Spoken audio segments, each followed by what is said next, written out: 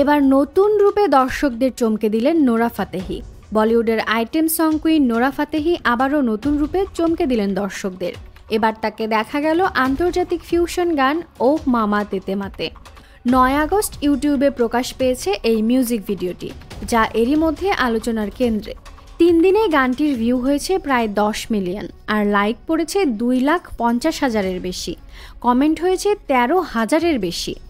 গানটি মূলত তানজানিয়ান জনপ্রিয় শিল্পী রাই ভ্যান নিয়ের 2019 সালের ভাইরাল হিট তেতেমায়ের আধুনিক রিমিক্স।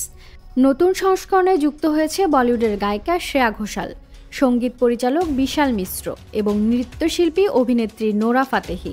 গানটি 3টি ভাষার মিশ্রণে হিন্দি, ইংরেজি এবং সাউহিলি তৈরি হয়েছে এবং এতে রয়েছে আফ্রো বঙ্গ বিটের সঙ্গে বলিউডি ফ্লেয়ার।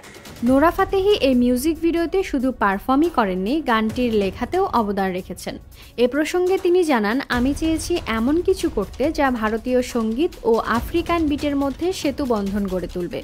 নোরা ও রেভাইনির কোরিওগ্রাফি ভিত্তিক পারফরমেন্স, রঙিন ভিজুয়ালস এবং হাই এনার্জি মিউজিক এরই মধ্যে দর্শকদের নজর কেড়েছে।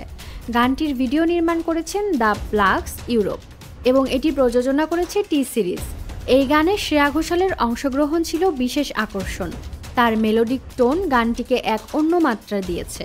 এর মাধ্যমে আন্তর্জাতিক সঙ্গীত মঞ্চে বাংলা সঙ্গীত শিল্পীদের অবস্থান আরও দৃঢ় হলো মনে করছেন সঙ্গীতবোদ্ধা।